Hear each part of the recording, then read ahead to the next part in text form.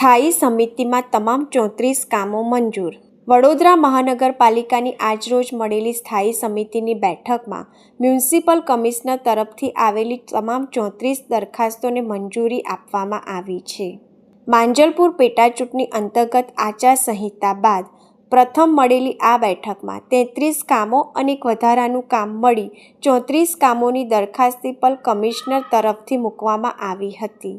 તેમાં ચર્ચાના અંતે તમામ દરખાસ્તને સ્થાયી સમિતિ દ્વારા મંજૂરી આપવામાં આવી છે. આજની આ બેઠકમાં સેન્ટ્રલ સ્ટોર, અગ્નિશમન અને તાત્કાલિક સેવાઓ, બિલ્ડિંગ પ્રોજેક્ટ શાખા, જમીન મિલકત શાખા, solid waste management, UCD project, પાણી પુરવઠા શાખા, પ્રોજેક્ટ શાખા, સામાન્ય વહીવટ વિભાગ અંતર્ગત મહત્વના કામો લેવામાં આવ્યા હતા. કમિશનર તરફથી આવેલી દરખાસ્તમાં જમીન મિલકત શાખાનું એક કામ બાબતે વિવાદ પણ સર્જાયો હતો, જેમાં શિક્ષણ સમિતિ સંચાલિત રાજા રામમોહનરાય પ્રાથમિક શાળા સૈયદ વાસણાનું ચાલુ બાંધકામ પૂર્ણ થાય તે દરમિયાન વૈકલ્પિક વ્યવસ્થાના ભાગરૂપે આ શાળાનું કાર્ય અફોર્ડેબલ હાઉસિંગ વિભાગ દ્વારા બનાવવામાં આવેલ દુકાનોમાં કરવા બાબતને લઈને વિવાદ ઊભો થયો હતો. કોઈપણ જાતની સુવિધા વિના અને શાળામાં શિક્ષણ કાર્ય શરૂ કરવાને લઈ બાળકો કઈ રીતે ભણી શકશે તેવા સવાલો ઊભા થયા હતા. આ મુદ્દે સ્થાયી અધ્યક્ષે જણાવ્યું હતું કે ઘર વિઝિટ કરીને શિક્ષણ બોર્ડને જાણકારી આપી તમામ સુવિધા બાળકો માટે ઊભી કરવાની પ્રક્રિયા શરૂ કરી દેવામાં આવી છે. તમામ સુવિધા ત્યાં ઊભી કર્યા બાદ બાળકોને શિક્ષણ કાર્ય શરૂ કરાશે અને હજુ પણ જો સારો વિકલ્પ મળશે તો તે દિશામાં પણ ધ્યાન આપવામાં આવશે. સ્થળ સ્થિતિની મેં માહિતી લઈ લીધી છે. લાઇટ, પાણી, ગટર, ટોયલેટ સાથેની વાતચીત પણ થઈ ગઈ છે. ત્યાંથી બાજુમાં જ એક જ દિવાલે તરત ને તરત આપણું કોમ્પ્લેક્સ છે તોડવાનું છે, એનો જ સાઈડનો ભાગ આપણને યુટિલાઇઝ કરવા માટે સંડાસ, બાથરૂમ, દીકરીઓ અને દીકરાઓ બંને માટે બોર્ડને, શિક્ષણ સમિતિને પણ જાણ કરી છે કે આની ફૂલ ફેસિલિટી કરવી. દુકાન એ એક સ્થળ છે, પણ એવું નથી. સ્પેશિયલ એ લોકોને પોતાના ઘરની પાસે જ નજીક એક આખા રૂમ મળી રહ્યા છે, પણ કોઈ ખુલ્લી નહીં રહી. બહારની જે જગ્યા રહી એને રેલિંગ કરીને ત્યાં બાઉન્ડ્રી મતલબ કે ગેટ મારવા, જેથી કરીને કોઈ ઓપન પ્લેસ જેવી એક પરિસ્થિતિ આપને પણ નહીં દેખાય. આ સુવિધા સાથે જ મેં સ્થળ સ્થિતિની મુલાકાત લઈ દરેક જે સૂચન કરવાના હતા એ બોર્ડ સમિતિને સૂચન પણ કરેલા છે અને આફ્ટર તેના 9ની બદલે 11 આપણે દુકાનો એમને ફાળવી છે. દુકાન ઇટ મીન્સ કે એક રૂમને અત્યારે આપણે ગણતરીમાં લેશું, જેથી કરીને જો દૂર જગ્યા જાય તો દરેક વાલીઓ અને વિદ્યાર્થીઓને આવવા જવાની અગવડતા ન પડે એ ધ્યાનમાં લઈને કોર્પોરેશને આ મંજૂરી આપી છે. આપણે એક તરફની મુલાકાત લીધી છે તો આપણે જોયું હશે કે દરેક દુકાનના બહારથી ગેસની લાઈન ઉપર જઈ રહી છે. બીજી વાત કે ત્યાં જેટલી પણ દુકાનો છે એ જે કોમ્પ્લેક્સ છે એનું કોમન શૌચાલય છે, બીજી કોઈ વ્યવસ્થા નથી. આપણને જે તોડવાવાળા જ્યારે ડેમોલેશન કરશે ત્યારે આ જ વસ્તુને સાઈડમાં કોર્નરે આપ પણ જઈ આવ્યા છો એવું મને ચોક્કસ દેખાઈ રહ્યું છે. એટલે જે અત્યારે જે ટોયલેટ એક સિંગલ ટોયલેટ બાથરૂમ જે છે એ જગ્યાએ આપણને બીજા આપણા દીકરા દીકરીઓ માટે તેને કરી આપવાના છે. એ સાથેની જ કન્ડિશન આપણે એમને પણ મૂકેલી છે કે તોડતા પહેલા આ 3 વસ્તુ અને અહીંયા દુકાનોમાં સ્કૂલ ચાલુ કરતા પહેલા આ 5 વસ્તુ બોર્ડ સમિતિવાળા વ્યવસ્થિત કરે અને એની બાંહેધરી લીધા પછી જ આપણે આ ડિસિઝન ઉપર ગયા છીએ.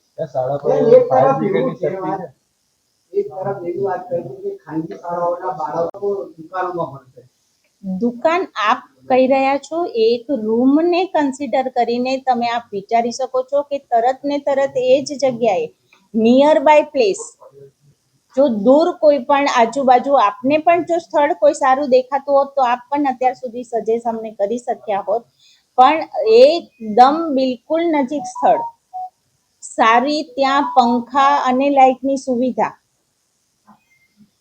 નજીકનું સૌથી નજીકની આ જે આપણને એક પણ ખર્ચ વગર આપણી જ દુકાનો હતી માટે આપણે એને બચાવવા માટે આ ધંધો કરે છે કે પછી આ ધંધાનો વિષય નથી. બાળકોની સુવિધા માટે જો ધંધો શબ્દ આપ બોલી રહ્યા છો, ધંધો ક્યારેય શિક્ષણ ને કોર્પોરેશને નથી ગણ્યો. ત્યાં દુકાનોમાં ફાયર સેફટી છે. ના કર્યો હોત તો પછી એને વ્યવસ્થિત આપણા વિસ્તારમાં જગ્યા નહીં મળી સારી કોર્પોરેશન આપણી પાસે એ લોકોની માંગણી હતી, એ માંગણી મેં સ્વીકારી છે. માંગણી શિક્ષણ સમિતિની સંસ્થાએ આ મોકલેલી હતી. શિક્ષણ સમિતિ તો એવું કહી રહી છે કે અમને કોર્પોરેશન આ જગ્યા આપી રહી છે, અમે તો જગ્યાની વગર માંગણી વગર શાળા માંગણી સારી છે, શાળા જર્જરિત છે જ નહીં. શાળાને ડિમોલેશનનો લેટર હું ચોક્કસ એમની પાસેથી મંગાવીશ. શાળાને કોર્પોરેશને જ નોટિસ આપી હતી અને કોર્પોરેશને જ એવું કીધું હતું કે આ શાળા જર્જરિત છે. ત્યાંના આચાર્ય જે પંડ્યા કરીને છે એવું કહી રહ્યા છે કે બેન આ 7 નંબરની જે દરખાસ્ત છે એમાં 8% વધારાનું આપ્યું છે, તો એમાં કેમ એટલો વધારો ઇજારા આપવામાં વાર્ષિક ઇજારા?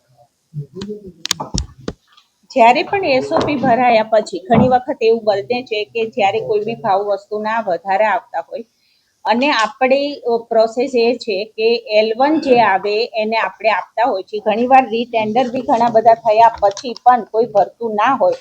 આપ 7 નંબરની બોલી રહી છું, સ્પેસિફિક આપને એના તરફી 7મી જાહેરાત આપ્યા પછી આપણને આ ટેન્ડર 7% વાળું મળ્યું છે. 7મા પ્રયત્ને મળ્યું છે. એને ધ્યાનમાં રાખીને પશ્ચિમ ઝોનના બિલ્ડિંગ શાખાની અંદર આપ જુઓ છો કે બિલ્ડિંગની અંદર નંદકરથી લઈને નાના મોટા દરેક બિલ્ડિંગને ધ્યાનમાં રાખીને આ થતા હોવાથી 7મા પ્રયત્ને મળ્યા પછી કોઈ કરવા માટે આ તૈયાર થયું હોય તો એને આપણે સહેમતી આપતા હોય છે. એની બદલે 11 દુકાનો બેન આપો, જેથી કરીને અમે પણ ત્યાં એક રૂમ અમારી પણ ફળવાય. આવી પંડ્યાભાઈ સાથેની મારી સ્પષ્ટ વાત થયેલી છે. વિપક્ષ છે કે પાલિકાના કોર્પોરેટર હોદ્દેદારોના બાળકોના દુકાનો બનાવો. દુકાન એટલે એક રૂમ તરીકે આપણે અત્યારે એને ધ્યાનમાં એ લઈ રહ્યા છે.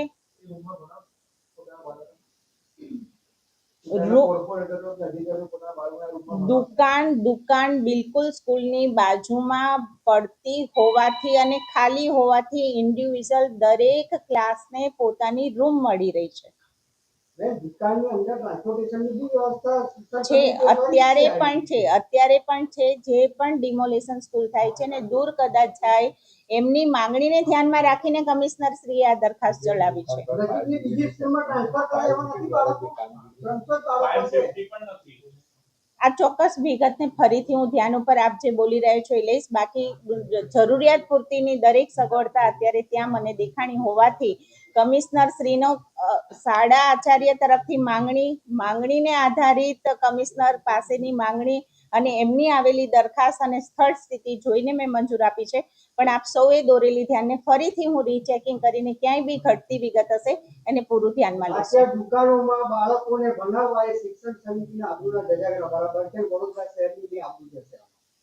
ચોક્કસ આ રીતે ફરીથી આપણે વિચારીશું કે નજીકની કોઈ બીજું છે કે નહીં. નથી તો જ્યારે માંગણી કરેલી છે અને દરખાસ્ત આવી છે એ પછી મેં વિચાર્યું છે કે આ 9 દુકાન મારે રૂમ તરીકે એને આપી શકાય. ત્યાં લાઇટ છે, પંખાની વ્યવસ્થા છે, સંડાસ બાથરૂમ છે. કોઈએ માંગણી વગર તો કમિશનર શ્રીએ આ દરખાસ્ત ન ચડાવી હોય. બીજો કોઈ વિકલ્પ નતો શોધ્યો આપણે?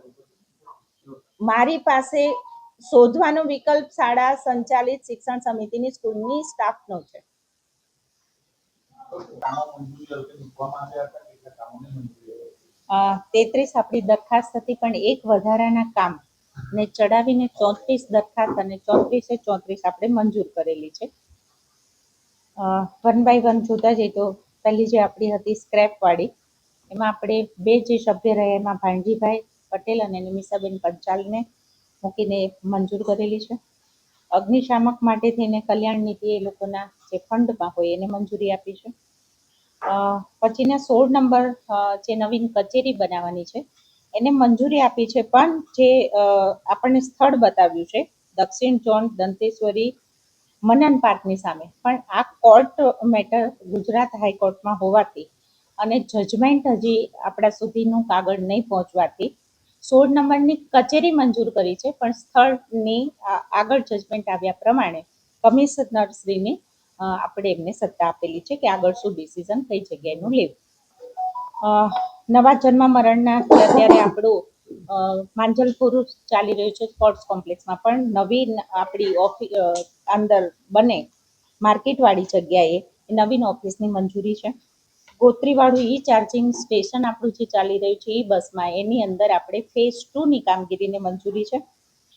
ઉત્તર ઝોનની અંદર TP1 ની અંદર એક સ્વિમિંગ પુલની મંજૂરી. 7મા ક્રમે પશ્ચિમ ઝોનની અંદર જે વાર્ષિક ઇજારો છે એની અંદર આપણે રેટ વધારાની જે માંગણી હતી એને આપણે મંજૂરી આપી છે.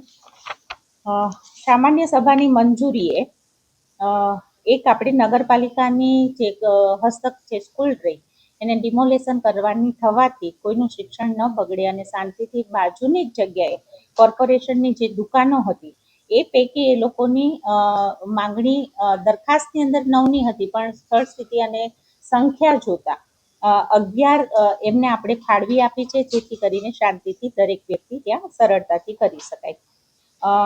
સોલિડ વેસ્ટની માંગણી લેન્ડફિલને સમતળ બનાવવાની રૂટીન પ્રમાણે આપણે જે આપી છે એના કરતાં આ વખતે 1 વર્ષની બદલે 2 વર્ષ માટેની માંગ આપી છે.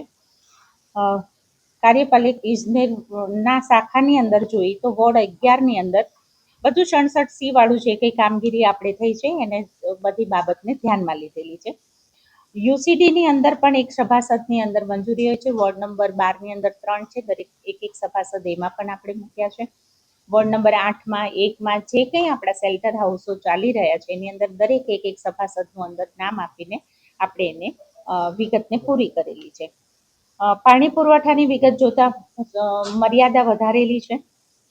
જનસંપર્કની અંદરની એક આપણને જે દરખાસ્ત આવેલી હતી જેમાં આપણે એમ્પ્લોઈઝના વડોદરા મહાનગરપાલિકાના એમ્પ્લોઈઝની ક્રેડિટ સોસાયટી તરફથી બાળકોને હંમેશા રાહત દરે જે ચોપડા અપાતા હોય છે એની જે 2.5 લાખની આપણી પાસે મંજૂરી હતી એને પણ આપણે ધ્યાનમાં લીધેલી છે. બીજું દરખાસ્ત એક આપણે જોઈએ તો 33 સાર્વજનિક સંસ્થાઓએ અથવા તો અખાડાઓએ જે કંઈ આપણી પાસે માંગણી મૂકેલી હતી આર્થિક સહાયની, તો એ 10,000 રૂપિયા લેખે થઈને જે આપણી વડોદરા મહાનગરપાલિકા હંમેશા આપી રહી છે એને પણ ધ્યાનમાં લીધેલું છે. પાણી પુરવઠાની માંગણીઓની અંદર જે 16મા ક્રમે છે એમાં આવકની મર્યાદા વધારવાની હતી.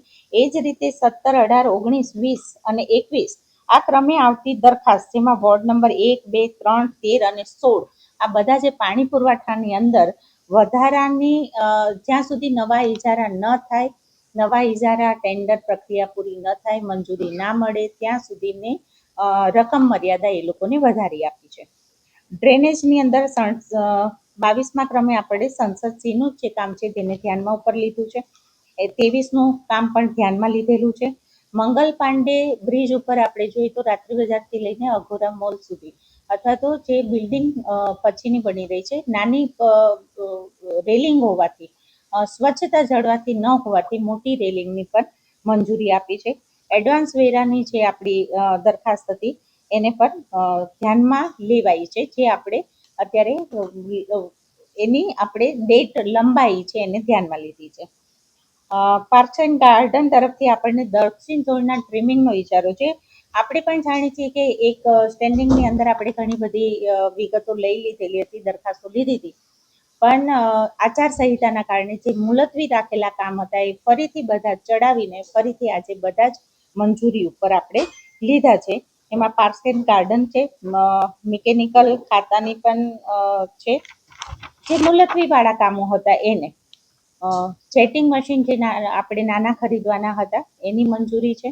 ડ્રેનેજવાળી જે છે એ તો 67Cની છે, મુલતવીવાળું કામ ફરીથી ધ્યાન ઉપર લઈને મંજૂરી આપી છે.